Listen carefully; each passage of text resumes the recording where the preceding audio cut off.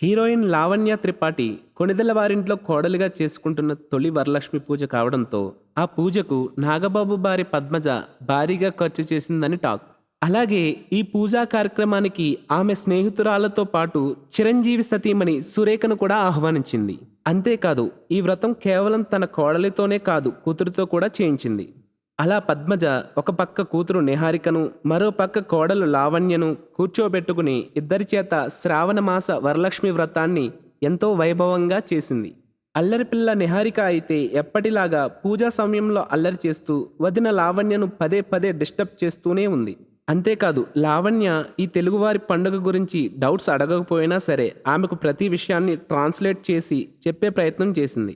అనంతరం ఈ ఆడపడుచులు ఇద్దరూ వాయనం స్వీకరించేందుకు విచ్చేసిన అతిథులకు బంగారు లక్ష్మీ రూపుతో కూడిన వాయనాలు కూడా ఇచ్చి గౌరవించారని మెగా కుటుంబ సన్నిహిత వర్గాల నుంచి సమాచారం వినిపిస్తోంది. దీంతో మెగా ఇంట జరిగిన వరలక్ష్మి వ్రతం యొక్క ఫోటోలు ఇప్పుడు నెట్టింట వైరల్గా మారాయి. ఇక మెగా అభిమానులైతే రామ్ చరణ్ భార్య ఉపాసన కూడా హాజరై ఉంటే బాగుండేదని అభిప్రాయపడుతున్నారు.